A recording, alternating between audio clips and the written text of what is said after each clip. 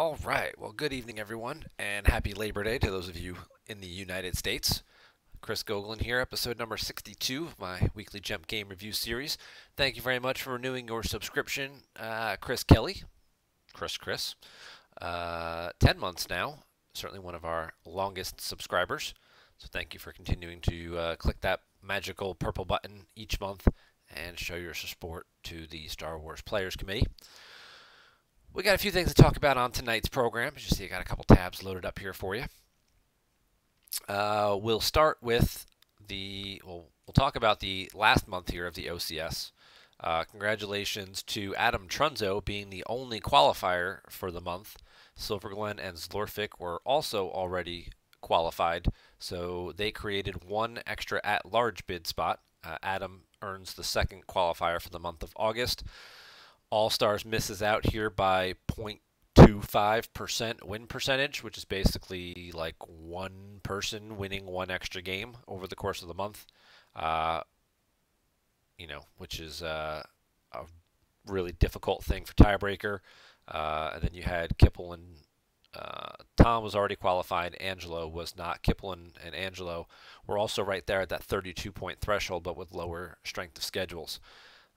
So they missed out. So congratulations to Adam for earning his spot in that. And then we had 3 at-large bids created, one of which went to Gavin. He had 204 points combined over the 7 months, which is a pretty impressive point total to accumulate. You basically have to get almost 30 points a month to get there. It's like a couple of 28s, a 30, mostly 30s. Second spot went to Batmouse, who had 198 points and the highest strength of schedule at that point total. And then the third and final spot went to me. I had just a slightly like 0.0, it was 0.07% or something like that, higher than Michael Pistone, who also finished up right here with 28 points this month. And I just narrowly squeaked by him to take the third and final spot in the OCS. We are still figuring out the logistics of when the OCS top 16 draft will be. For those of you unfamiliar with that, let's go take a look. So we go to the OCS. So I don't know if I rewrote this down anywhere. I think we kind of did. Top 16 selection process. We did write this down. Look at us. The number 1 overall seed, which is the person who has the highest point total accumulated throughout the entire event, will choose from any of the other 15 players to be their first round opponent. That person automatically then becomes the number 16 seed, and we do that so on until everybody has an opponent aligned, and then those are their permanent seedings where they will play in the rest of the top 16 bracket. So the number 1 overall point leader, we'll go back to the other list here, was Silver Glen. I don't remember his exact point total, so I want to make sure I look this up to give him credit for his... Oh, it's the wrong thread. It's in this one. It's on this lovely Google Doc spreadsheet. All right, so there it is. Silver Glen, 226 points. Oh, wait a second. Maybe it's not Silver Glen. The way it's showing here... Oh, maybe games played as the second tiebreaker? Huh. Or as the first tiebreaker? Now suddenly I'm confused. Please hold. Now I gotta go back and reread the details thread.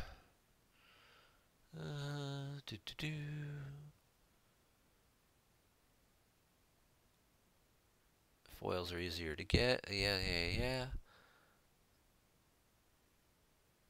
I don't know if we spelled this out anywhere. If there's a tie, the player with the better win percentage will earn the berth. If still tied, the player with the better opponent's win percentage will win. Okay, so win percentage would be this number here, which is based on your points based on your number of games played. So Silver Glenn is the first place overall because he and Bastion both had the same point total, but he did it in fewer games. Okay. Yep. I'll make sure we get that right before I give out false information. So Silver Glenn has the #1 overall pick, and he will get to choose from any of the 16 players, and any of the other 15 players. If he doesn't pick Bastion, which that seems like a likely thing that he won't pick Bastion. Bastion would be #2. He would have a pick. Chris Kelly #3. Brenson 4. Tom 5. And so on and so forth down through the list. The players with the lowest point totals who have qualified, you've got Shaw is 16th. Your U.S. North American Continental Champion, Greg Shaw, is the number 16 overall seed in terms of point totals. He's probably not getting picked off the board right away unless someone really wants to, step up and challenge themselves. And you got Joe down here as well, who was the finalist, the runner-up in that tournament. Adam Trunzo made the top 8 at that tournament. You got Ryan Serson, who made the top 8 at the Endor Grand Prix this year. Stevie Getz, 2-time MPC champion. Then you got Charlie, Eric Hunter, both very strong, very solid players. Chris Werfs, who was in the top 8 of the North American Continental. I actually think he was in the top 4, right? Werfs lost to Greg in the semifinals. You got Gogolin, top 4 of the MPC this year. Batmouse, I don't know where he ended up. I think in his own GEMP PC he made it pretty far. Gavin and Tom pretty much are strictly online players, but they usually put up very strong performances. Brenson, who's been around and made lots of top 8s and day 3s in the Decipher era. He's just been around for years, another solid player. Chris Kelly, your 2019 MPC champion. So lots of strong talent in this top 16. So it'll be interesting to see where players get picked, but we are still coordinating when to do the draft. I would like to do it before Worlds, so we actually have something to talk about. It really shouldn't take that long to do. It's like, some of these guys down here don't even probably going to get a choice because they're at the bottom, and if they're not already picked, well, there's nobody really left by the time it gets to them, so that really shouldn't impact them. There's only 4 or 5 guys on this list who are going to Worlds. 1, 2, I don't think they're going. Charlie's going, that's 3. Joe's going is 4. Who did I miss? 1, 2. I don't know. Chris Kelly might, maybe. Yes, no, maybe. Still holding out hope. Pretty sure Werfs isn't going. I don't think Eric's going. Charlie's going. Steve is going now. But again, they're further down the point totals. 4, 5, 6, 7, 8, 9, 10. They're 11 and 12. So it's probably unlikely that they would have much of a choice. They may be the only 2 left at that point, in which case they just play each other. So I would like to do it. I've been getting a little pushback from 1 or 2 of the other guys that they want to wait until after Worlds to even do this. I think it would be great to get it done before Worlds, and then we can start setting up, just sort of coordinating like schedules and availabilities so we can get people to do coverage for streaming and get all that well done and promoted. The games can start, the last couple days of September and kind of roll through October and into early November, and we get this all wrapped up before Thanksgiving, which then gives us some time before our next events to get all that stuff coordinated and handled. What's the prize structure look like? Did we not post that right here? Bam, right there. First place, $800 and a main V-card design. Second place gets $400. Third and fourth, $200. Fifth through eighth get $100. Just for making it, everybody gets $50 and an exclusive top 16 AI. It may not be an AI. It's definitely an exclusive foil V-slip. And you get Player of the Year points and stuff as well. Since this tournament will take place afterwards, those will be for 2020 Player of the Year points to start that off.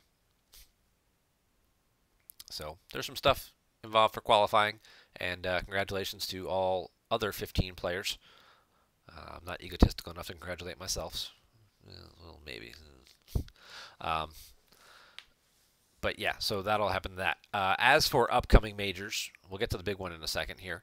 There's currently a poll. If you haven't voted yet, please do so ASAP. We would like to close this out and start finalizing on this in terms of what the dates of the next two North American major tournaments should be.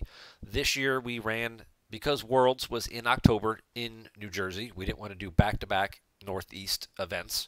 The MPC is also held every year in New Jersey, so we kind of doubled up this year. But it would be nice to get these finalized and scheduled. We switched, so the Indoor Grand Prix was in January then, and then we had the MPC in April. Weather-wise, that works out so much better because weather in April in New Jersey is very nice. It's mid-60s, low 70s most days. Maybe a little rain here and there, but it's certainly a lot better than New Jersey in January when it's about 12 degrees, and you never know what kind of snowfall or weather calamities you might have to contend with in terms of flying, taking trains, or even just the general, hey, I'm going to go run up the street to Chipotle to get some lunch, and, you're stepping over snowbanks and you get the wet shoes, you're doing the Groundhog Day, watch out for that first step. It's a doozy. Yeah, that whole thing. So,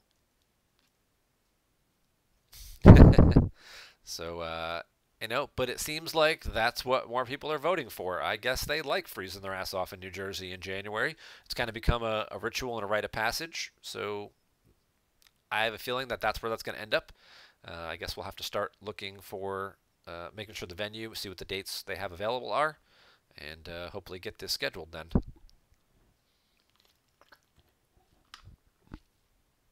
I feel like I'm shouting. I'm going to turn my volume down just a little bit.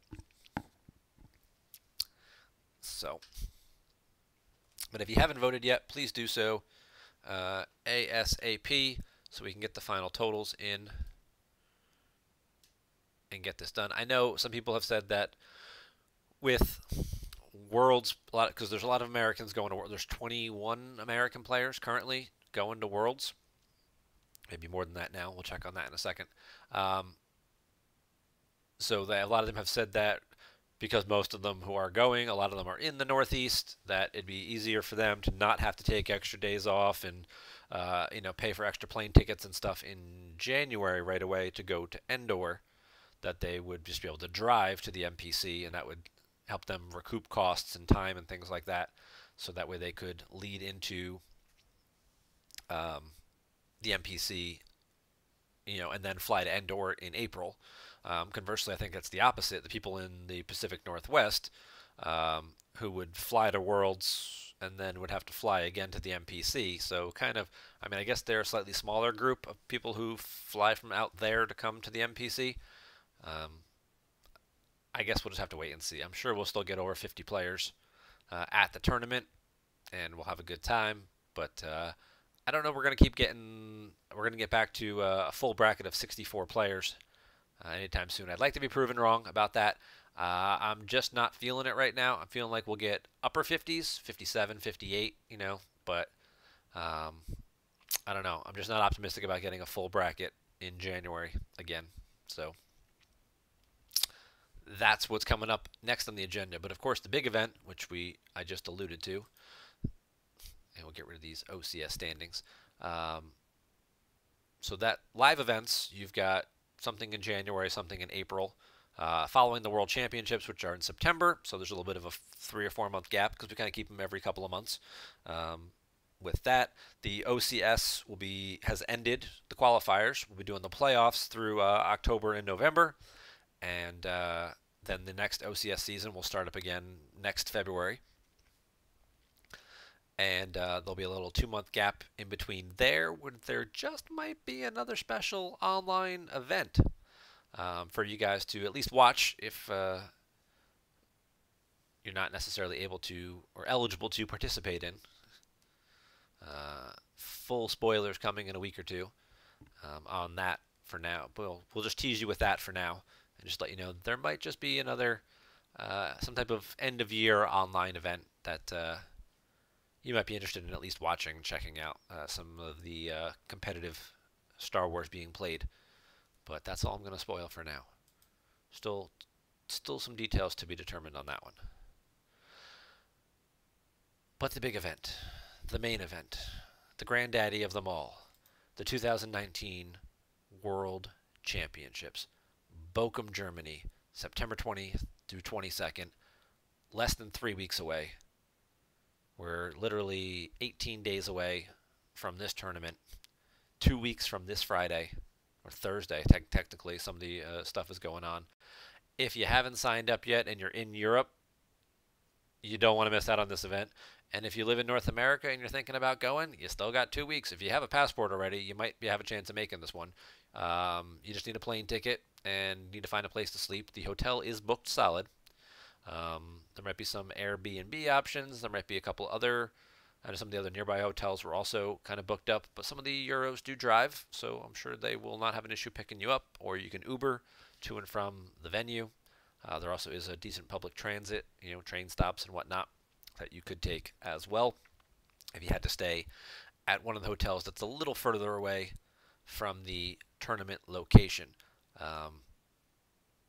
The errata, which was announced last week, right after we all got back. Whoa, that's not the right thread. This is the one I want.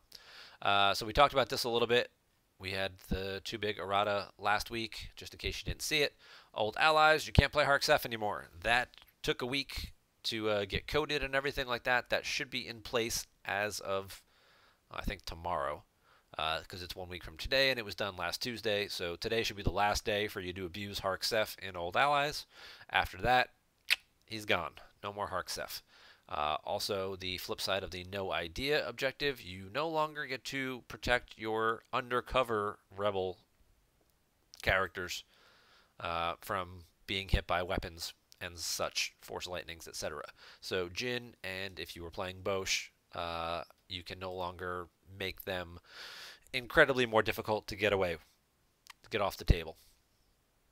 That errata also goes into effect tomorrow, and GEMP should be updated with the proper coding for all that, and hopefully everything in there works fine. So make sure to update your decks and plan accordingly. And this will also have a slight, a subtle, well, I would say it's more than subtle. It's a noticeable change for both objectives, and certainly might alter their builds a little bit. Old Allies had been very successful without using Harks F, and then some people realized like it could be even more successful with him.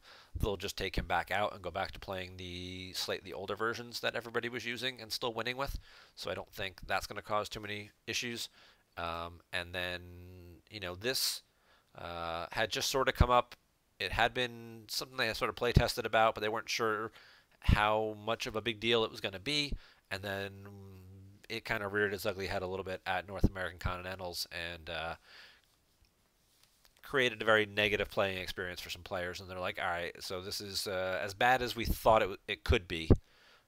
We had hoped it would work out better, but it didn't. So we're going to go ahead and get rid of that to close that loophole out. So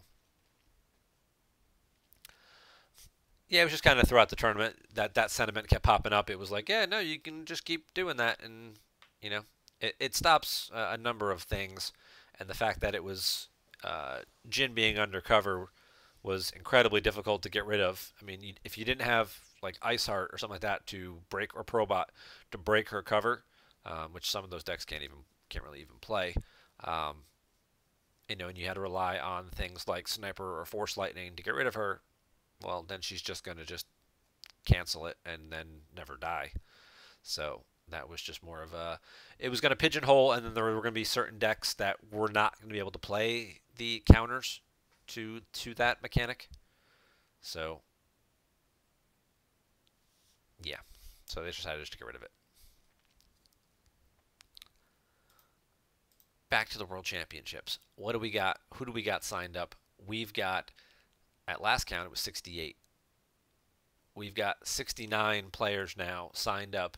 This will tie last year's World Championships, which were, like as I mentioned, held in the Northeast in New Jersey. 69 players here, and there's still 2 weeks to go. You never know who else might show up, push this over 70, making this one of the biggest Star Wars tournaments we've held in the PC era. Certainly one of the biggest World Championships we've had in the last 10, 15 years. So absolutely awesome, amazing event. They will be doing the same structure that was used last year with the play-in games and with 70 players. It is incredibly likely that there will be about 10 to 11 players who are 6-2 or better. Any of the 7-1s, you're safe. You go 7-1, you're safe. You're guaranteed a spot.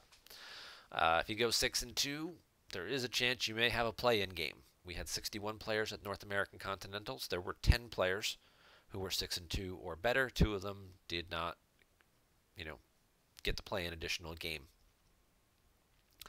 Um, that rule is not in place for all tournaments. Usually, it's something we tried out at last year's Worlds.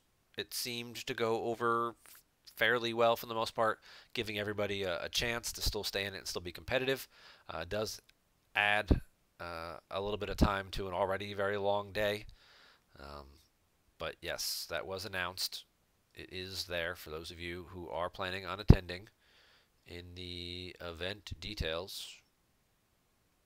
Maybe it's here in the schedule. I know I saw it because I looked for it. Bam.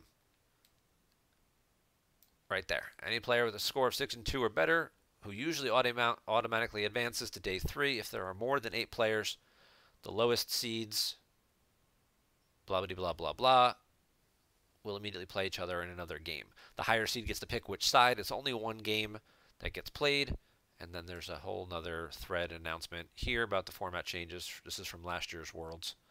So we're trying it again one more time, and we'll see how well it goes over and see if we need to keep that rule, adjust that rule, how we want to handle that moving forward. But we're going to give it one more year at least to see how that works.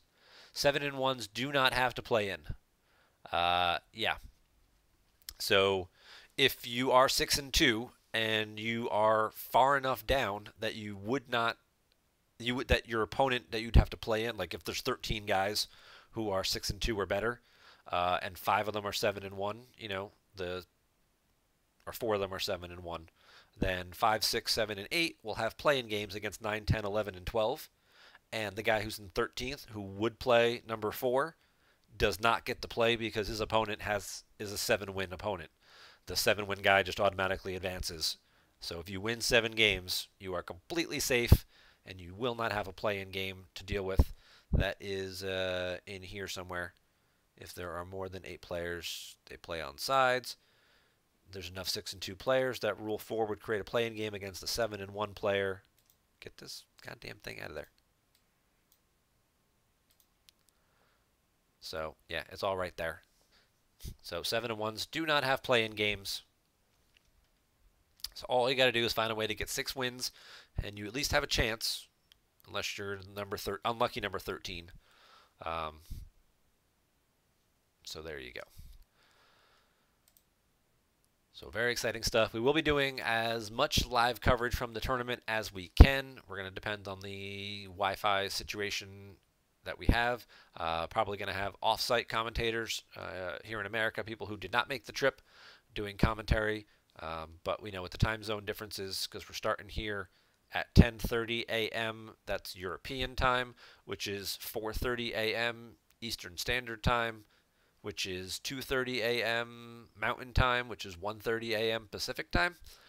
So, yeah, in terms of who we're going to have available for coverage, we might be able to convince some of the West Coast mountain people to stay up kind of late, do a game or two from like 2 a.m. to like 5 a.m., and then go get some sleep, at which point in time it's like 7 a.m., 7:30 on the East Coast, and maybe we've got a couple people who might be awake at 7:30, 8 o'clock on a Saturday morning who can jump in and do commentary for the rest of the day.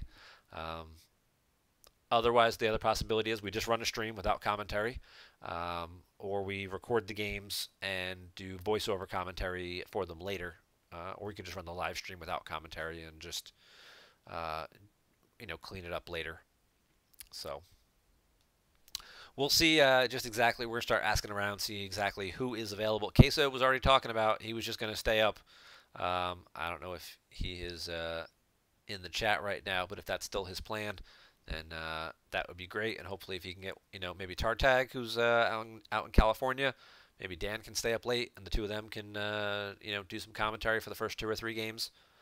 You would have seen Dan doing commentary just at North American Continentals. So if we get the two of them paired up together, hopefully they can do that for the first couple games, and then maybe we can tag one of them out, let them go get some sleep, and keep going. Queso can just pop some Red Bull and keep going all day. If that's up to him. But we're gonna get all those details worked out in the meantime. So that's what's the big events all coming up. You've got World Championships 2 weeks away. After that, you'll have the OCS playoffs. That'll be streaming on GEMP. We'll try and do as many live coverages of those games like we did last year. I know my schedule is not as lenient as it was last year between I don't work from home anymore, and my new job is a lot busier than my old job was. So losing those two things, the ability to just sort of jump in and just do live coverage at random times throughout the day when you've got two people like, oh, we're going to play at 2 o'clock on a Tuesday afternoon. It's like, yeah. So we may just get game links and do replays afterwards if nobody's available to do live coverage. We'll see who's who we can coordinate some schedules with, do the best we can. But we're not professional casters. We're working professionals who cast Star Wars games in our free time.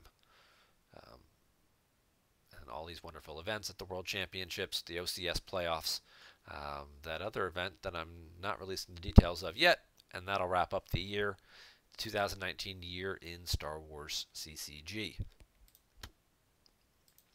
Let's see what's going on here in the old GEMP lobby. We got some people obviously trying to play test for Worlds or just start, refining their decks just to get more comfortable with what events they might have coming up in their areas.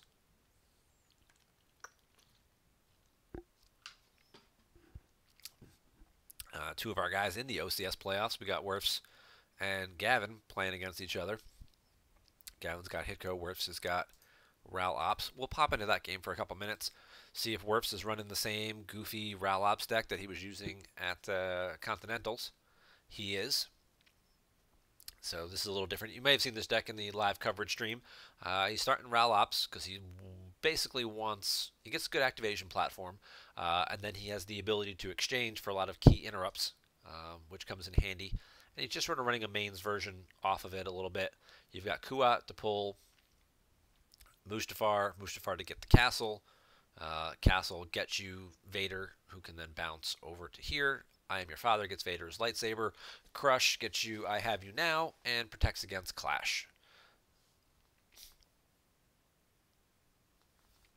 They don't appear to be doing much of anything, though.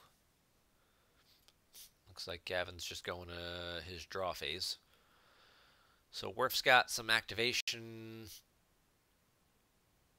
out with his sights and stuff. Maybe drew a card or two. Didn't really probably have much force to work with. He's probably only getting like 4.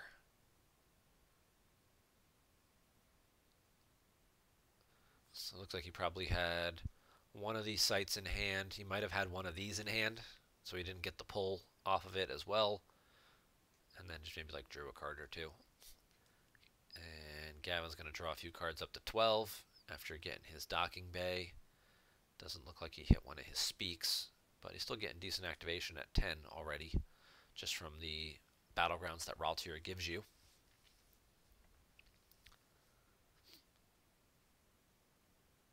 Yeah, the exchange text on the Ral Ops objective is incredibly strong, and certainly a topic of discussion on the CBT competitive balance team forums. It's been open for a while, and just in terms of everyone has a slightly different opinion about what the best way to fix it is, whether it should have restrictions in terms of what card types you can exchange for, so you can't just exchange for, maybe you can't exchange for characters, maybe you can only exchange interrupts, or maybe you can only exchange for, cards with the same destiny number or something. That sort of limits your options in terms of what card you can exchange for what. So you can't throw Ozzel away and get your Emperor back, or throw your Emperor away and get something back and then retrieve your Emperor for winning the battle with Imperial Domination, which some people are not thrilled with. Other options I've heard, adding a cost to it where you have to just like spend a force or lose a force to exchange or something like that. like some of the other cards do, have an extra cost. Like Obi-Wan, you have to exchange 2 cards for one. Um, Force Push is kind of the same way. You exchange 2 cards for one. So perhaps making Ral Ops have a similar 2-for-1 exchange would curb that a little bit. I had the idea to make a light side shield similar to what Dark Side has for Watch Your Step. So if they want to do the exchange, the card that they would exchange, instead of going to their lost pile, gets stacked on the light side shield, and then they have to spend extra force for however many cards are already stacked there. Kind of the way Watch Your Step has to when Darkseid plays the shield out. Each time they get play an interrupt from their lost pile or whatever, that they have to spend exponentially more force each turn. I don't know. I don't know if it's practical. How many exchanges could you really do and pay for and all that? Would it even be worth still having the text? The other solution I've heard to this is making it only on one side of the objective, whether it's on the front or on the back, not on both. So, yeah. Or if you're just going to keep Vader here for a little while, get him out of the deck while you can, while he's in there, using the once per game text. Get him his lightsaber. You can drain for 1 here until they put somebody down and pull the coward shield. So get that set up, and then I'm sure what we'll see, and then depending on where his opponent goes, he can then react and bounce his guys over to him. If they go to Raltier, Vader moves to Raltier in front of them with get some backup first. If they go over here, they deploy a guy or two and then bounce Vader over. So it's kind of a nice little reactive deck, and then it's got some muscle. Don't let it fool you for a second thinking it's just some weenies running around Raltier. It's got some heavy hitters, and of course I have you now, the Jedi Luke killer.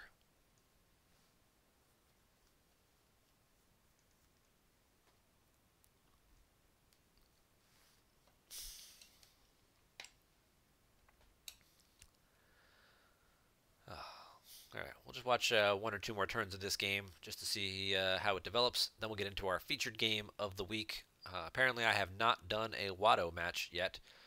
There was a player who was asking me for deck advice. He started explaining his particular play style and whatnot, and the decks that he was using and was having struggles with. And I was like, I don't know why, but Watto seems like it would be a deck that would kind of fit into what you're telling me the decks you like to play, the characteristics about the deck. Where you kind of like to set up and do your own thing, but you kind of like to be aggressive and put pressure on your opponent while doing your own thing. I'm like, that seems like that's kind of playing into what Watto wants to do. And I haven't reviewed a Watto game, apparently. So Ketwall had posted a couple of game links, and I snagged one of those.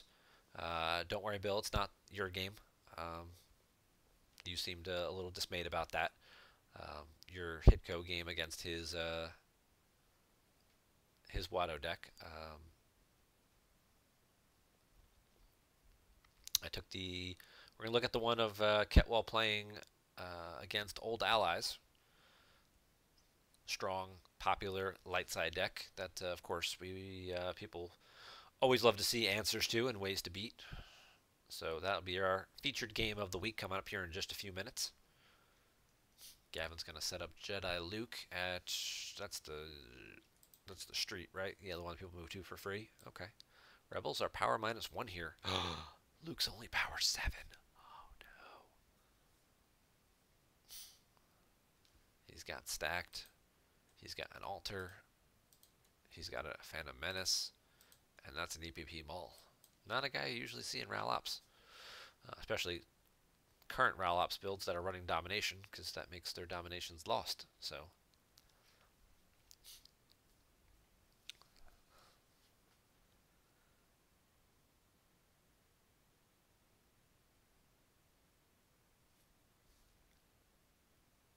while we're waiting for them to do something. If you ever are curious, if you've missed this little doohickey,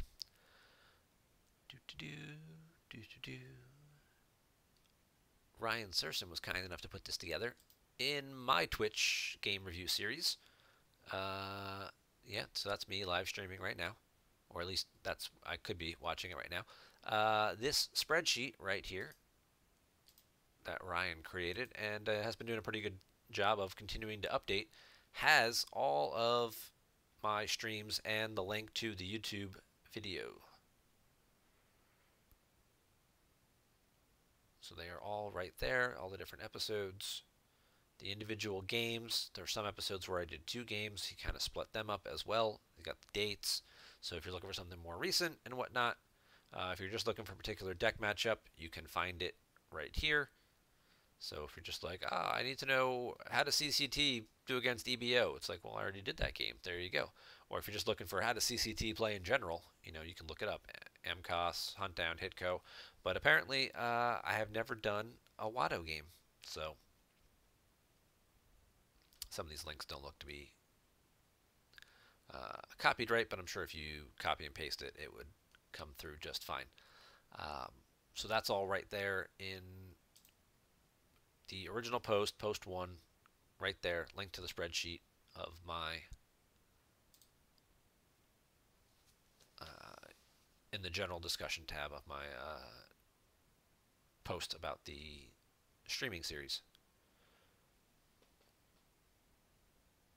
Oh yes, got to meet Ryan for the first time in person at the North American Continentals. We actually shared the shuttle back to the airport. Good dude. I like him.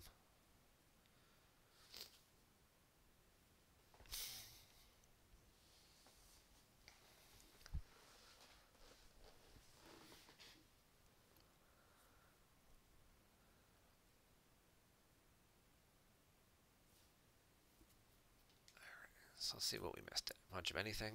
Doesn't look like much. He played Rescue. He picked up some cards. He pulled the Secret Plan Shield.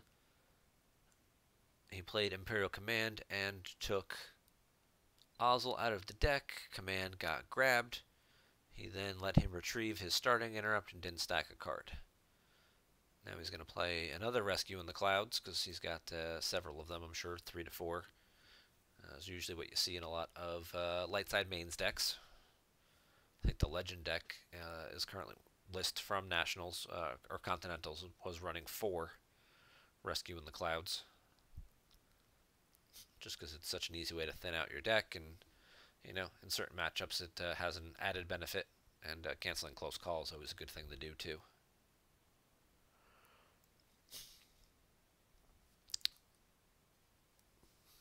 But let's see what Warps has got up his sleeve to get rid of this Luke here.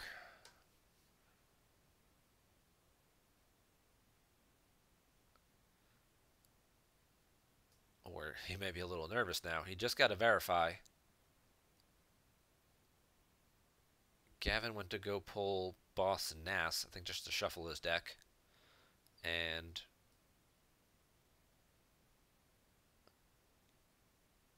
I guess he saw that his reserve deck was just a big pile of interrupts and high destinies.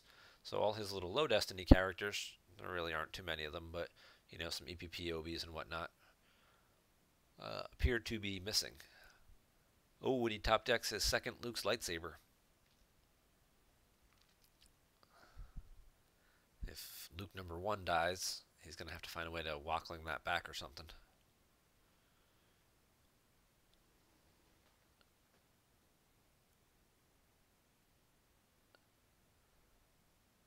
Maybe Rob's Exchange should be retrieve into hand, make it subject to normal retrieval rules.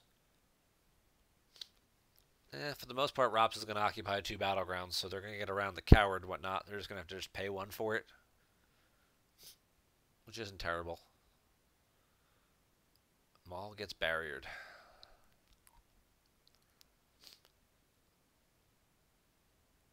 Now the question is, he drops the extra sight.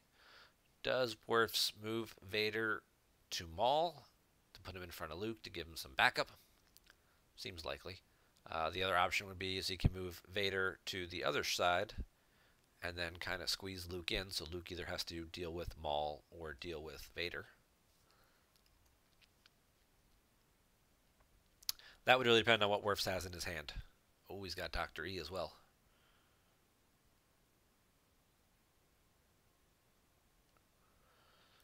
If he's got anything that would like cancel, I mean, Clash he's not worried about because he's got Crush. If he had something that canceled Sorry About the Mess, I could see, or if he had a Gick. But more importantly, if he had something that canceled Sorry About the Mess, I could see him leaving these two guys and bouncing Vader over here and just kind of squeeze Luke in. Um, but without that play, having Maul get sorry about the mess, or even just Dr. E getting removed, and then, you know, three other characters come down and kind of overwhelm Maul, that seems like a bad idea. Worf did have a slightly smaller hand. He only had about 7 cards, so. And one of them is, I think, is just an Admiral.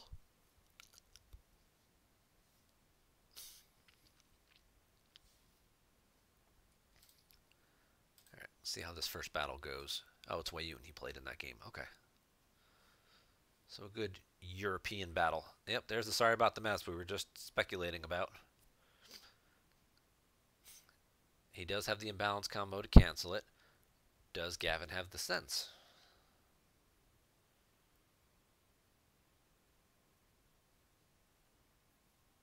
There is no try is out. He hasn't even targeted yet. We don't even know who he's shooting at. So he could sense it, go through all this work, and then get force fielded. And that's certainly something else he has to think about. I'm probably just going to get rid of Dr. E.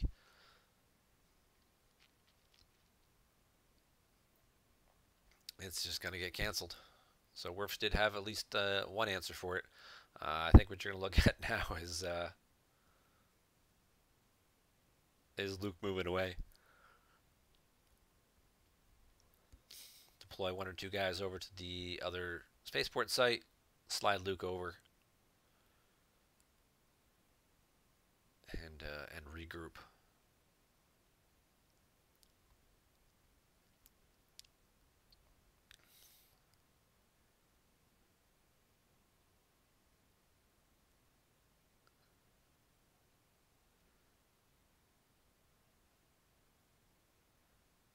Well, these guys are taking too long. They're playing too slow. They're thinking and stuff. All right. We'll finish up this turn, and then we'll go into our featured game. I don't want to linger for too long and drag this show out. We're already at our 40-minute mark here, so.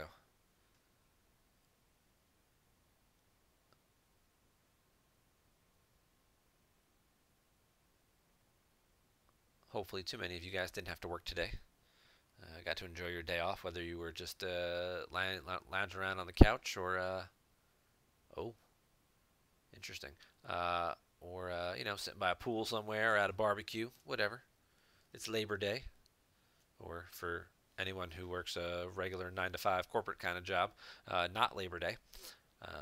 If you work retail or food service, then you still had to go to work today. Alright, so we got Padme to cancel Vader's text. We get EPP Rey to create a second weapon. If there's a Jedi's concentration here, so there's no weapon swings, that would make the most sense. There is not. So Gavin's just going all out for it. He used his sorry about the mess, which is unique. Vader's text is canceled, so he's a little easier to hit. And Vader will get hit. But Darkseid's going to have 3 weapon swings, and you could very easily... He's going to close call to subtract 3 to keep Vader from getting hit. Whoa, what is this card? It's true, all of it. That's not one we see very often. It's a secondary grabber. Use 2 force to deploy on table. Stack that card here. If opponent just drew Destiny or played an interrupt with the same card title, they lose a force. So good for grabbing things that people play multiple copies of. So like Scum that runs 3 to 4 copies of Twi'lek and a couple of other key interrupts, or any deck that runs multiple barriers or something like that. You could go ahead and grab that. Alright, so Padme is going to get hit by Maul. That's going to take her out of the battle immediately, unless he's got a Odin first aid combo. Nope. So she doesn't get to add the Destiny to attrition, and now Vader gets his game text back. So that will make him a little harder to hit for round number 2. Rey's going to go for Dr. E now. Just try and hit somebody, force him to lose 2 characters. Remember, light side initiated this battle, so There's the Jedi's concentration. That would have been a key card.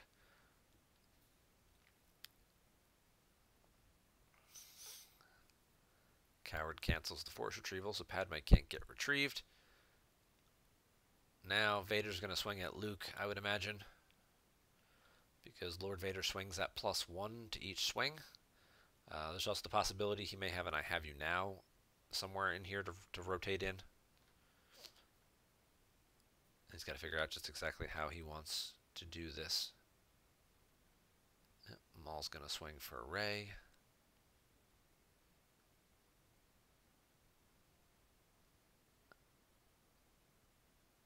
So it looks like he's going to just isolate Luke.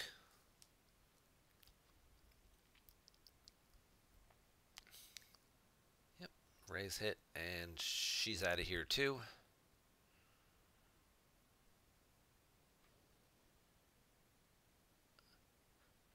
It's a very good idea without a concentration, or keep their eyes open. Yeah.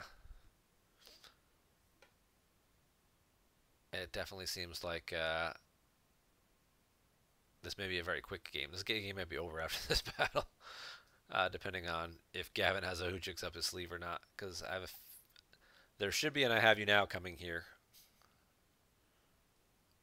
There's the blaster deflection. Okay, so at least he had that, and that'll get grabbed. At least he had that, so Luke will get to keep his forfeit. So now he's not down too much. Basically even. There's the I Have You Now. Does he have a canceler for that? No. So Luke forfeits for 9. Luke also adds 1 to his weapon, his battle destiny. So that's a 10-point difference right there, which is what Darkseid is ahead before they draw. So it may not be too bad. Oh, never mind. When you start off with an Emperor draw, that's never a good sign for light side. And he's got 2 more on top of it, and he can exchange somewhere in here if he wants. Oh, he finds the other Vader, though, so maybe this... if he can get over 10... Oh, another second Emperor. Okay, wow. All right, so 13. I'm going to put him to 30, so it's a 17-point difference, so it's Luke and 8. Darkseid will lose Maul and Dr. E. Vader will stay. Light side's going to peel. What do we say, about 10 cards? And Luke?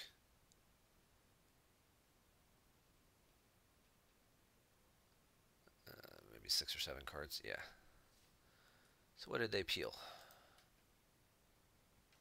He peeled a Heading, he peeled an Obi, Bionic Hand, an extra Luke, a Jedi Levitation, a Hear Me Baby, a Draw Their Fire, a Jar Jar, and then forfeits Luke. Coward is out and on the table already. Luke has lost both lightsabers now and will not be wackling them back. And at the beginning of the turn, Vader's going to drain here, and he's going to bury that. So Luke will have no lightsabers for the remainder of the game. And at any time Darkseid needs to, if Luke decides to come back, they have the I Have You Now in their lost pile that they can exchange for to get that back and going. So this looks like a pretty good lead that Werfs has got now, and he's just going to lean on him. He's got a nice... I mean, Gavin's down to 21, 31, and he's at 37. And he's going to drain for 2 and take him down to about 29. So he's got a nice 9-card lead on here, and you know, he's taken out one of Gavin's legs at the same time. So this seems like this is going to go very well for Werfs. There goes another Obi off the top. So I think those are both of his EPP Obis at this point. He's already got a Rey. Well, he resilience the Rey. Oh, now he's going to flip. That's what he's going to do now.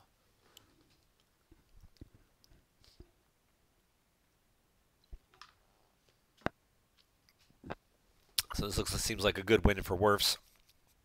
And we're going to go ahead and jump out of this game and get into our featured game. So here we go. No money, no parts, no deal. How does this objective work? You deploy Watto's Junkyard and Mos Espa. So we'll get to those 2 sites over here. Remainder of game, Watto's Junkyard is immune to Revolution. Okay, that's important. And I'll show you why in a second. If Watto at Watto's junkyard, opponent can spend 8 force to put Watto in your used pile. If they do, you can then retrieve up to 4 force, which they will almost always have aim high out to make you pay for. While you're on the 0 side, Qui-Gon is power plus 3.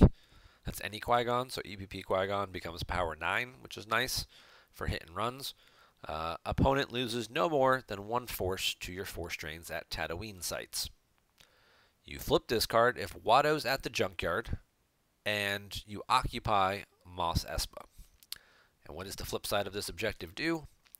While this side up, once during each of your deploy phases, you can place a card from hand face down on your side of the table. Your opponent then has a choice. They lose 2 force and you put that card in your used pile, or they spend 2 force and you get to deploy that card for free. They will almost certainly have the Goldenrod shield out, so free will then cost you 2 because it's not from its own game text. So the shield will make you pay 2 for it, but you're still getting to deploy, a big character for 2 force, an executor for 2 force, or a big other ship, finalizer, something. So it still is much cheaper than you would pay for it normally. But it's not free. But I mean, getting something for 2 instead of 6 or 7, like an EPP Maul for 2. Okay, sure, that sounds good. But that's where this game gets into a little psychology. There's a little bit of a bluffing action.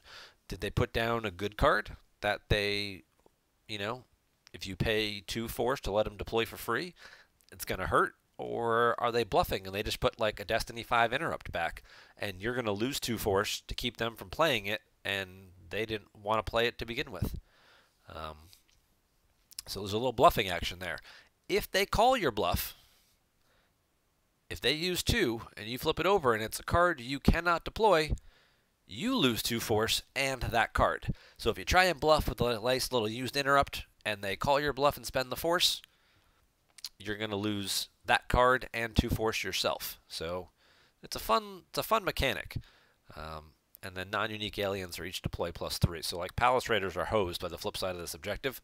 But I think there's a virtual Palace Raider that Brian Fred complained long enough about that got made, or used one of his V-card designs and made it himself. That helps protect them against this extra deploy cost. And then this flips back if Watto's not at the junkyard or if Darkseid does not occupy Mos Espa. This part here, paying 8 force, is for remainder of game, so they can do that on either side of the objective. What's the junkyard say? Once per game, you can deploy Watto here from reserve deck, and Watto deploys -2. Watto normally deploys for 2, so Watto deploys for 0, so that's pretty good. While Watto here, you may not draw Battle Destiny here, is what the light side text on the site says. So light side can't draw Battle Destiny while Watto's there. However, this is a big however, cards that draw if unable to otherwise get around this text. So Commander Luke in his speeder, who draws 2 if unable to otherwise, is the death of Watto decks. Because they just park Luke in his speeder here, and you got power 6 and 2 Destiny that they can't do anything about. So when EBO is really big, or speeder decks are really big with Commander Luke, you do not really ever see Watto getting played because they just invade your sites, and there's not really anything that they can counter that with. I mean, they can shoot him with P-59 and Dengar, but that's about it. Yes, so light side characters that draw if unable to otherwise. Currently, the common ones are Solo, Jyn Erso, Lando adds, so that doesn't work. And everybody else typically has enough ability. So it's really just those 2 guys who draw if unable to otherwise that would get around this text. In an old Allies deck, you're really just looking at Solo for them. I mean, Jyn might be in some. Most decks do play Jyn as well, so they would get around that. The other way around it, of course, is you sorry about the mess Watto. You clash Watto to exclude him, so then he's not there for the battle, or you just spend the 8 force and send him used. But then you got to have more force to deploy on top and battle what's left. And then Mos Espa here. This is the virtual site. It cannot be separated from the other one, so they can't like put their farm in between them and screw you over. And then you're immune to Sand Whirl, which is a nice little added benefit as well. So typically what the deck will do is first turn, they pull Watto for 0. they typically play Endor Shield, and they pull Ozzel, and they slap Ozzel here for 0. They put a card from hand face down that they know you don't have any force to spend, so you have to lose 2 right off the bat, and it goes back to their used pile. And then, Ozzel moves over to solidify here with Watto, and then they draw a bunch of cards and rebuild their hand. They run like 3 or 4 copies of Barrier to protect against you going to the junkyard and doing any tricks or shenanigans. And, then next turn they kind of do the same thing. They deploy a guy here, they put a card down, and then if you saved force, maybe you can get into the bluffing game. But if you didn't, if you had to spend it, or you just, drew to get the extra cards in your hand, you're going to lose 2 more. And that's how Watto really has to go at it. They push hard on the first couple turns, try and get some early damage in between, some drains. Sometimes you'll get search and destroy. Sometimes you'll get, the bluffing and the having to pay or lose 2. And, and then kind of the deck doesn't do a lot of damage on its own otherwise. You don't force drain for a lot. It's 1 and 1. These sites half the time get projectioned, or at least one of them. Sometimes you have to pay to drain. I mean, if you can get the space, then you're not really paying, but you're draining like 1 and 1. And you're doing some, so it's battling and battle damage, or it's objective damage. And usually you need to build an early lead and then kind of lean on them, because the deck does kind of fizzle out in the later games. As a light side player, if you can survive that early rush, that early onslaught, usually you can stabilize and then overcome in the later games by dragging it out into longer turns.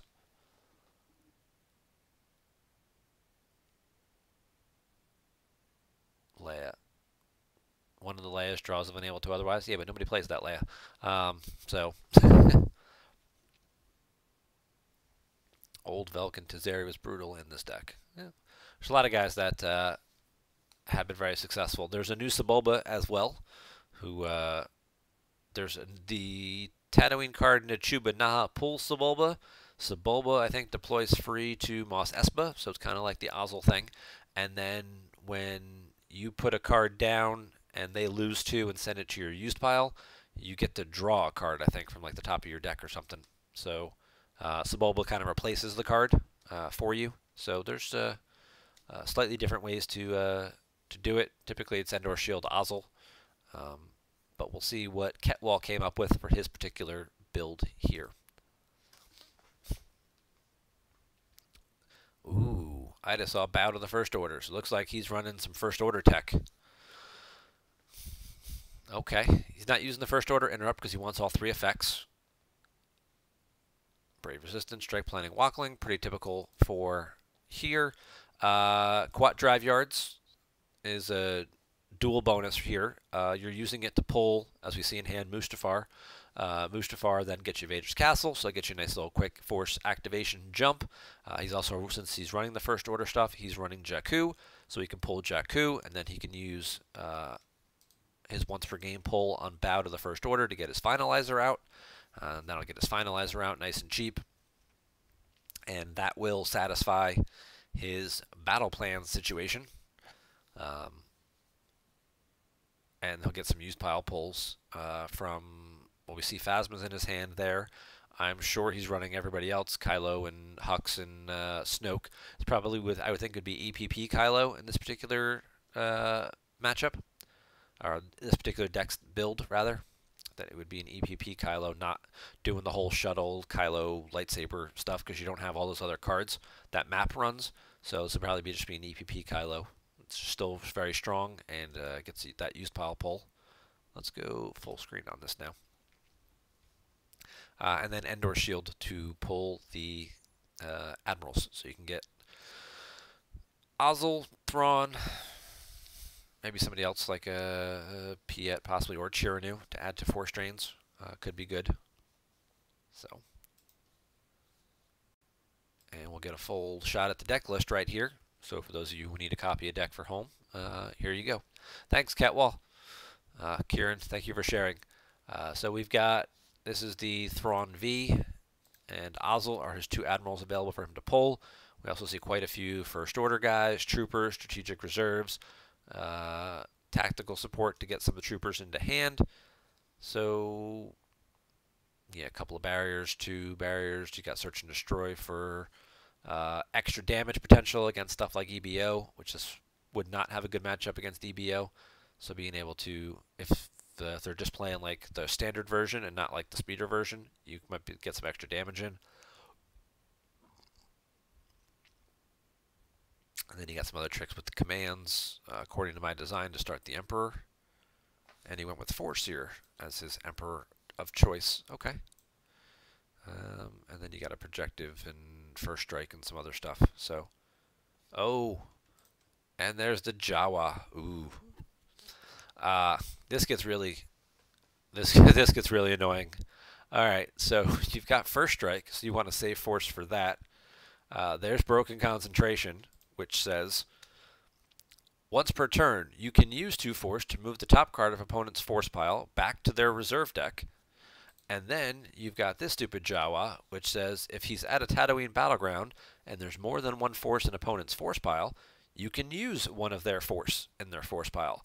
So they save 2 to pay for your Watto damage, and you drop this little guy, or he's already out, and you can broken concentration to make them move a card from their force pile onto their reserve deck, and that would cost you 2 force, but you could spend one of theirs. So if they saved 2 cards, they have to spend one of their own. Be careful which finger I put up. They have to spend one of their own, because you know it's what you're kind of feeling when they do this to you with this guy. So you spend one of your own to put the other one back, leaving you with 0 force left in your force pile.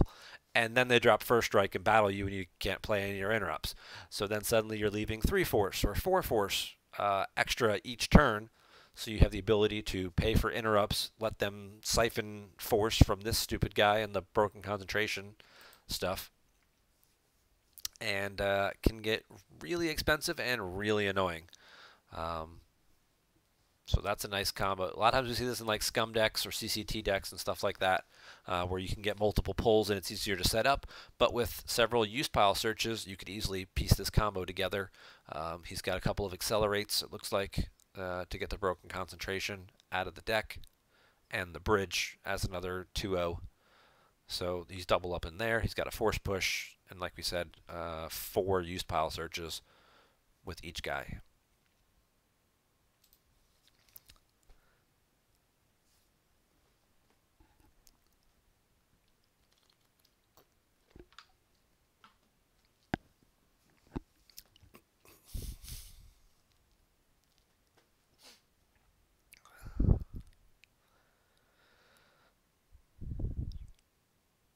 A lot of early pulls.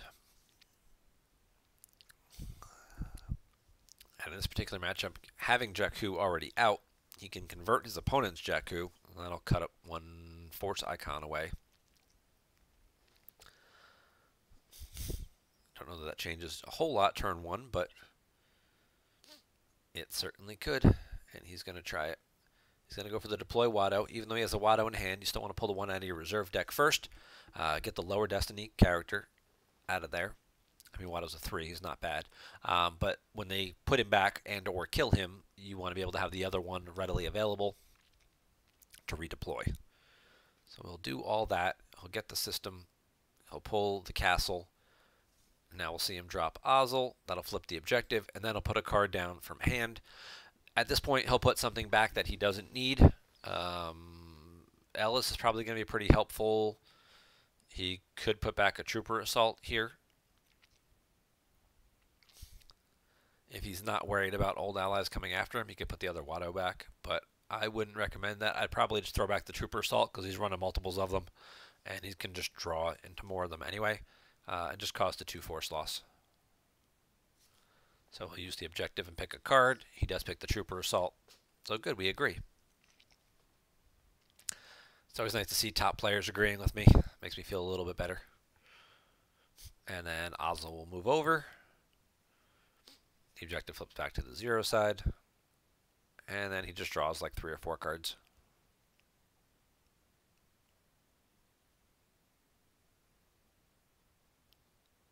Deck does typically run 3 Wattos, so we see him pick up Watto numbers 2 and 3 there.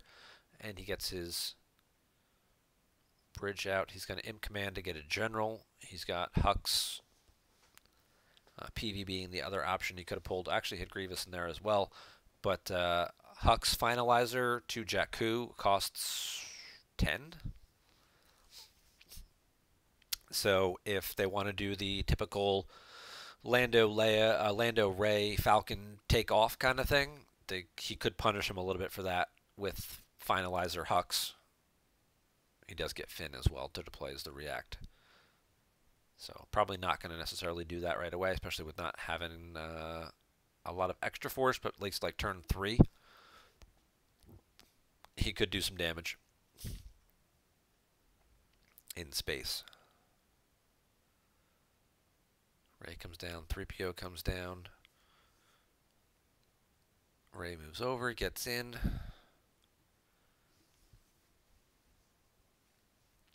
Yeah, with only 12 force, Finalizer Hux costs 10. Even if you used Pile Surged into PV, he would cost you 2. That would be 12. You'd have 1 to battle, and you'd certainly have more power. But you know those guys, we know he's already got Finn in hand, and probably some type of defensive interrupt, or possibly the Destiny Adder one, whether it's Punch It or the I'm getting kind of good at this. So not worth the risk this early in the game. He'll probably just continue to do more damage on the ground, save up some force, and then he can kind of come after him a little bit stronger the following turn. He's going to drop Hux there. Okay. He'll put a card down. Put one of the, oh, he's going to take a card from his use pile first. He takes the Trooper Assault. Now he'll put a card down. He'll put the extra Watto back. Okay. His opponent can't call his bluff and has to lose 2 force because he only has 1 saved. So as long as they only have 1 saved, just keep putting cards down that you know you want to put back in your deck, and keep causing force loss to your opponent. He'll drop a Trooper down with Hux. Now he's going to try and destabilize these 2 sites. He'll draw a few cards. His opponent gets 11 force.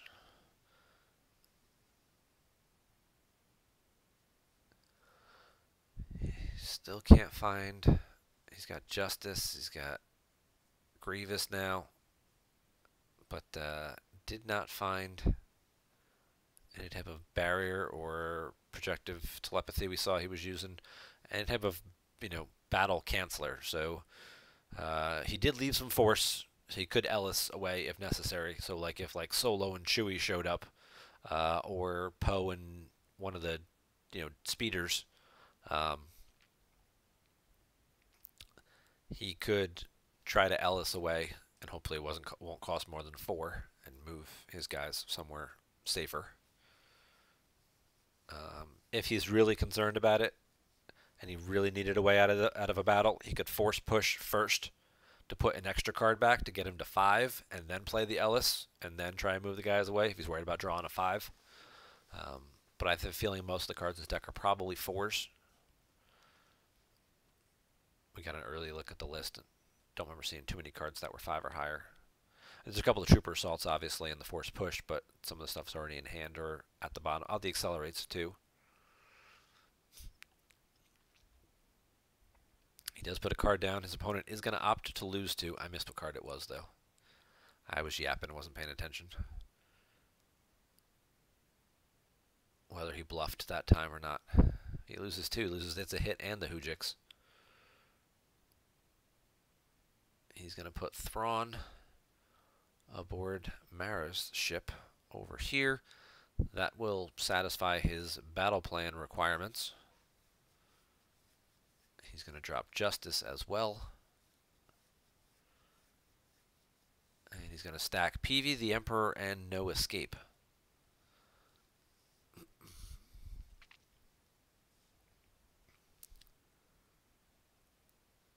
And then Snoke is going to make his appearance as well, it looks like. Oh, Snoke's going over there. So he's got a lot to choose from here in the used pile. Yeah, there's a number of cards. There's a couple that are 5s. He's probably going to take something defensive here, I would think, whether it's the barriers or the projective. This particular Trooper Patrol, who also deploys as a react, isn't bad. but he does cost 3. He does have Greedo also, who also deploys as a react and requires extra force. Could get the Jawa here and start trying to set up that broken concentration combo. That might be another move. Probably want to get one of the defensive cards, but this would be okay too, I think, to start setting up that combo. They don't have, especially for Snoke too, because Snoke could always force push his way out of the battle if necessary. He does take the barrier though. Playing it safe. Smart call. And then he'll just leave himself some force. There's the search and destroy. So, in case you're wondering what I meant by force push himself out of the battle. So most people always use force push to use this part. Exchange 2 cards from hand with any 1 card in your force pile. There is another function on this card. During battle, use 2 force to target your Dark Jedi, an opponent's character of equal or lesser ability present. Both targets are excluded from battle. So they drop a couple guys here on Snoke. It's like Han and Chewie, and they battle you, and you're like, I will just force push and exclude. Now, it is not a react. It is a weapons phase action, so they would still get to take a shot at you with like Chewie or something like that. But you know, it does get you out of a battle. It does get you to avoid some battle damage and overflow, and it's kind of you know, not what it's intended for, but certainly a very strong secondary use that sometimes people do forget about.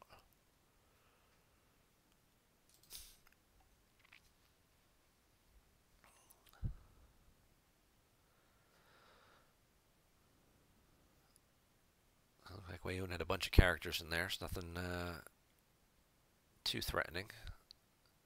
There comes Leia. She's not a threat over there. They're going to go for the flip here. And there it is. And now we'll probably see, okay, so Radis is going to space. We'll see if Poe shows up in the speeder. There he is. That seems like a good guy to play a barrier against. He only has 5 force remaining. So if you can exclude him here, it's very unlikely he's going to be able to put much behind that. So he's not going to be able to battle you. Leia may possibly just move over. Oh, he's going to drop Wedge instead.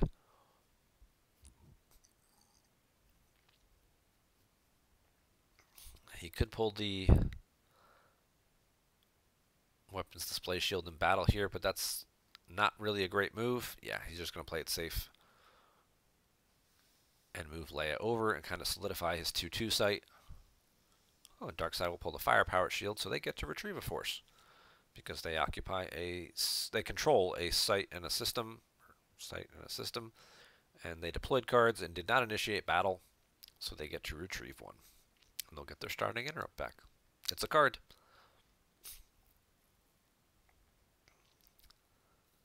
And importantly, again, light side only has 1 force available, so therefore you know that you're going to cause 2 force loss from this bluff. So he can put any card back that he doesn't need.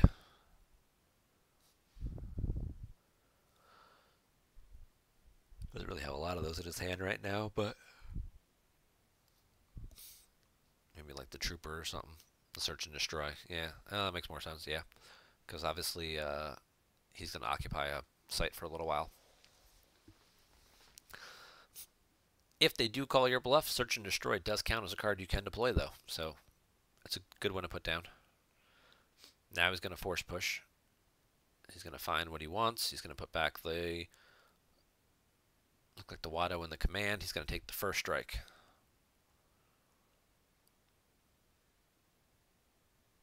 And now we'll see him spend some force. Here comes Maul. There comes the barrier.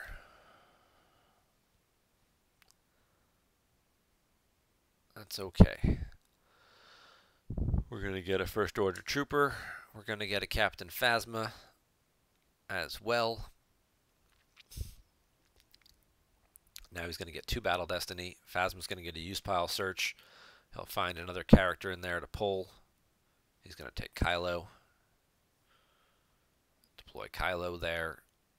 That'll get him another use pile search. So when you pull guys who also then further your pull chain, you just keep piling up stuff. Grabs another barrier for the counter attack. Drops a random first order trooper to lower everybody's defense value by 1, making them a little easier to hit. With no force save, we'll probably also see the first strike come out. Oh, he just verified his deck looking for Watto's Chance Cube. Once during each of your turns, you can take Watto's Chance Cube into hand. Most people don't play Watto's Chance Cube. It's really just a way of being able to verify your deck. And in this case, he verified a whole bunch of good red cards in there. So this is looking very promising. So feel very confident he's going to battle without Maul. He's going to drop the first strike first. Light side will now has to pay 1 force. During battle, you initiate. Each opponent must, each time they want to play an interrupt, they have to use a force first. He's got no force saved. So not playing any interrupts this battle. Not playing Hujix, not playing Rebel Leadership. He's not playing anything. So Kylo's going to hit one of these guys. Let's see what the objective says. I think it's just once per battle involving your resistance character, you can subtract 2 from just drawn destiny. So we had a whole bunch of 4s and 5s in there. He could just go after Wedge, hit him, make sure, you know, he gets hit and leaves. Wedge can cancel a battle destiny because he's with another Rogue Squadron pilot. So one of the 2 battle destiny will get canceled. Maybe then you might want to swing for Leia. It's a weird one. So you swing at Leia. He subtracts 2 from one of them. If you draw 2 4s, you still hit her. So that seems like a good way to go. Then you draw 2 battle destiny because you've got Phasma and a trooper together. Wedge cancels one of them. You draw a 4 or 5 for the other one, and Leia and Wedge both die, leaving just the speeder. That seems like the best way to go. There's a chance. There would be a chance that if he had that female card, he could cancel and protect Leia, but without any force, he can't play it. So that's where we're at there. Gonna refresh real quick, because otherwise you guys all just got really quiet, or maybe I just stopped seeing chat. First strike also lets you draw, deploy 1 and retrieve 1. This is an interesting other mechanic. So Snoke says if you just initiate a battle where all your ability is provided by first order characters, opponent loses a force. So Maul got barriered. So the first thing he did was exclude Maul, because there's several competing automatic actions. There's Maul getting excluded by the rules. There's the first strike, damage, and retrieval text. So he excludes Maul. And now that Maul's excluded, the only characters remaining are first order characters. So now Snoke's text kicks in and causes 1 additional force loss. Yep. Just getting to that, Seder. He's got Finn for the react. Okay. And Finn's going to get barriered and excluded from the battle. And he can't play anything to cancel it. Like he might have the barrier cancel in his hand, but he can't use it.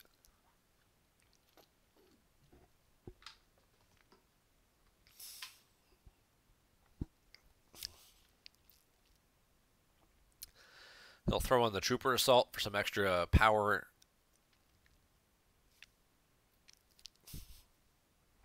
Kylo swings at Leia because we checked the destinies and we know that they're all pretty good. So even if he subtracts 2, Leia will still be hit.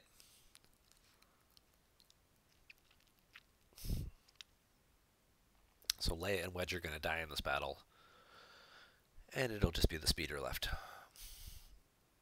Even if you subtracted 2 from that, it would be a 6. Leia would still be hit, but she's actually only defense fight 4 because of the trooper.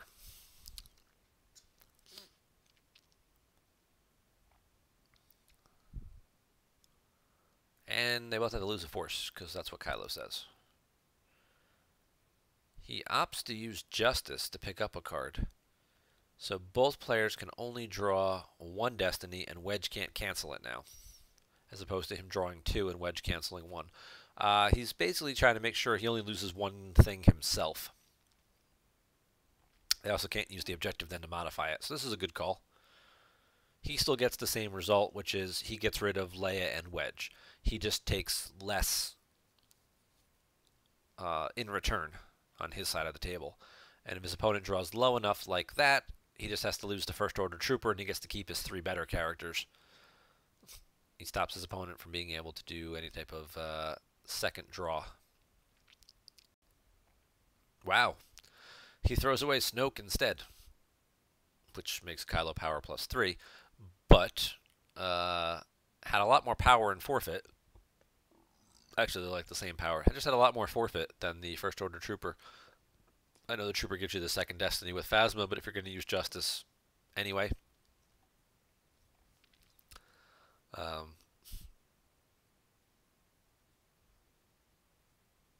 Yeah, I mean, obviously he wants to keep the 2 Battle Destiny together, keep the Trooper together with Phasma. Oh, he's going to play I Think I Can Handle Myself to add 1 to the drain in space to make that a drain of 3, to which his opponent is now going to play Projective Telepathy, which makes him have to spend 2 force or cancel the drain. That's a drain or battle. It's a very good card, very good defensive card.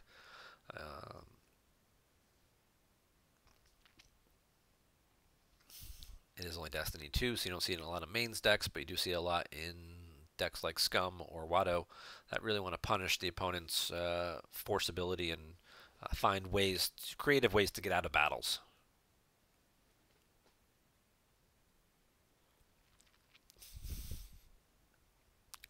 So now Anakin and Padme are going to go after Hux over here.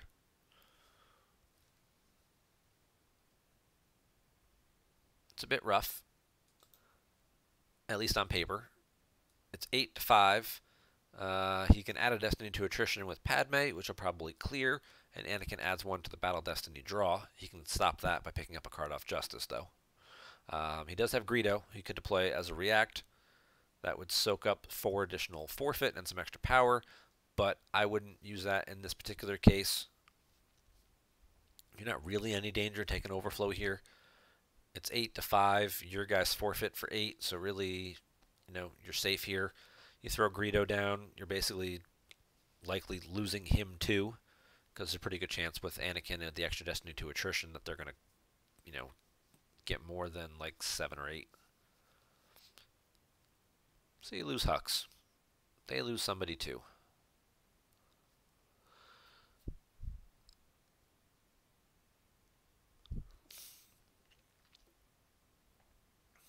Padme dies. Both these guys die. Anakin's stuck sitting here by himself, wondering what you've got up your sleeve. It's called Ellis Hellrot. And it's a hit's already in your lost pile to cancel it. It's one of the first cards you lost. You lost that and the Hujix for the first 2 cards off the top. I think that he lost this game, so.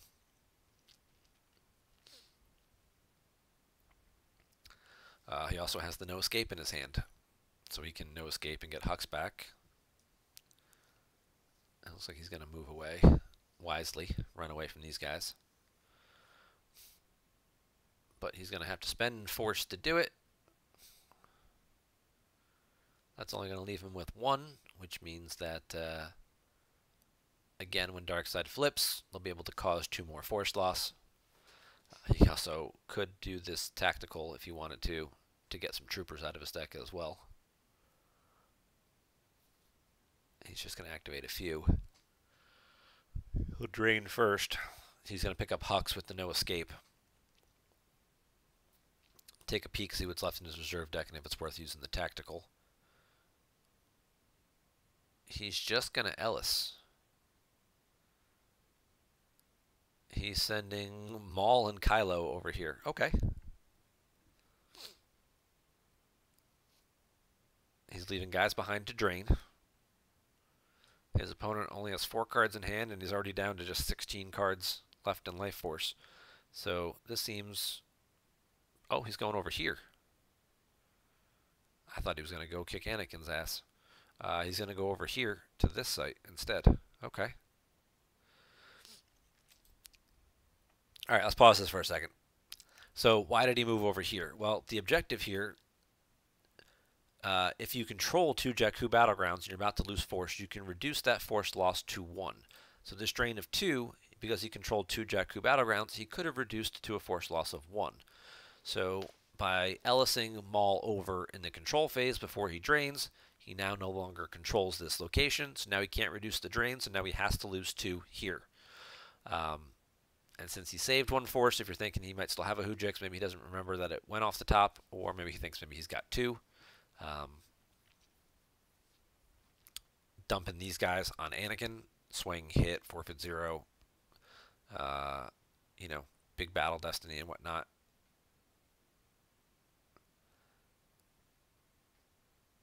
He's going to go a different route here. If you're a first order character here, your total power here is +2. So this also works out because this doesn't seem to be adding right though. Because 7 and 6 would be 13 plus 2 would be 15. How is he getting to 18? Something seems to be off here, but maybe we'll see how this game goes further, how that plays out. Oh, Kylo's plus because Snoke died. That's what it is. Kylo's power plus from Snoke dying.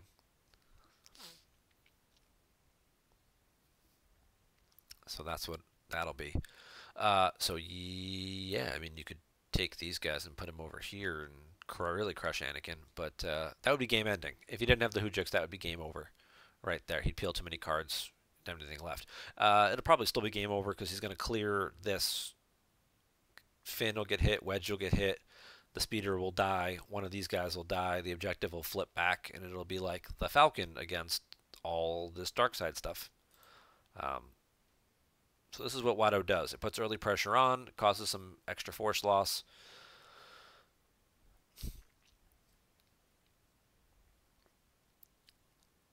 So he drained for 1 and 2, and then picked up a card. He's going to pick Hux back up.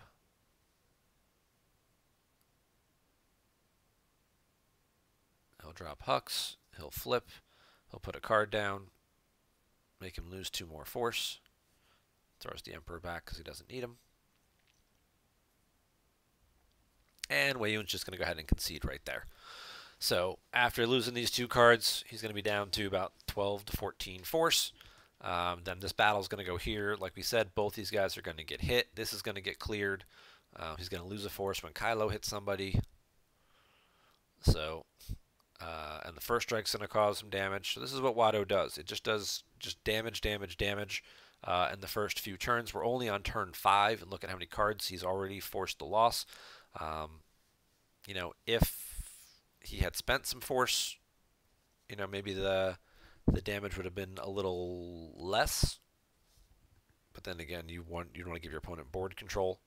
So it is it's a very psychological game when you're playing against Watto, in terms of, you know, you're just because you leave the 2 force, are you going to spend it or are you going to lose the cards anyway?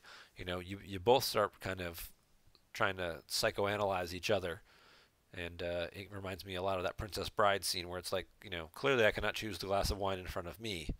No, clearly I cannot choose the glass of wine in front of you. So that's one of my favorite movies. I absolutely love that movie. But yeah, great scene. So that's how Watto works. It seems like when it goes really well, it snowballs. You build a lead, and that snowball just runs right downhill, and you cause lots of damage, and really your opponent's deck just starts to crumble. They force themselves into doing something that they don't want to do because they're losing a lot of damage, kind of the way Hunt Down does sometimes against smaller decks, where if you're doing enough damage early, they have to try and pressure you, stop some of that pressure, control some of that bleeding before they just hemorrhage out and lose the game. And then if you have the right stuff to back it up and come back over the top with on your turn, you can really steal the game away from them. If you don't have the stuff to back it up and they catch you,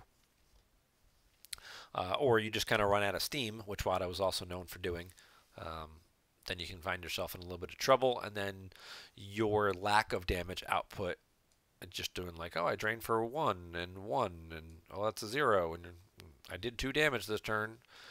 It really can start to catch up with you. So, but that's Watto, and hopefully we all learned something. And thanks to Cat Wall for sharing some links, so we could all watch these games play out. And that's going to do it for tonight's show. So, Thank you guys very much for watching. We'll be back next Monday night, same time, same channel, with a new show with some new links to review. Hopefully, we'll have some updates then on decisions about tournament dates. We'll see if there's any more players. Oh, there's one more thing I did want to show. Give me a second. I got to find it. So, for those of you who were not at North American Continentals or might have missed this on the stream, last week there were commemorative packs given out. This is the Puck 71 Memorial set that was given out at the North American Continentals, the John Anderson Memorial Tournament, in honor of our longtime friend John Anderson, who passed away. Set spoiler for Captain Kurgi, virtual card who John had designed prior to passing away. It went through playtesting but was not released before John passed, so they held it back so they could use it for this event. There are also 2 new cards created based on Rebel Pilot. We have Puck. See if you can get in there. He's got Destiny of 7 or 1. To use to count him as the 7, you have to spend 3 force when he's drawn. Otherwise, he's just your standard 2/2 pilot. And then he does have a matching ship here, which is red 1, which is well, it's red 12, but it goes over the red 1 card. So these are the other cards there that you might have missed at that. What does the ship do? If Puck piloting, he may be placed in used pile instead of lost pile when he is forfeited, and it's immune to less than 4. So he doesn't draw if unable to otherwise or anything, but it's a Red Squadron X-Wing. He's immune to less than 4. He can deploy as a react. Pilots aboard snub fighters are each forfeit +1. So okay, so that's pretty solid. And then somebody showed these off in one of the GEMP forums. We'll trim them.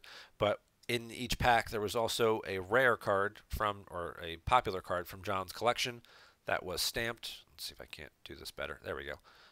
It has a commemorative stamp. It's got the Puck symbol, the P with the orbiting star around it, which is the set symbol for the Puck commemorative cards. They're not like V12 or V13. They're V-Puck. For John's screen name was Puck 71. So all the cards have that stamp, which says P71, and then says John Anderson on it. They do not make the card very much in terms of thickness. They don't really change that at all. So there's that. And the cards were released. The spoilers were released for them.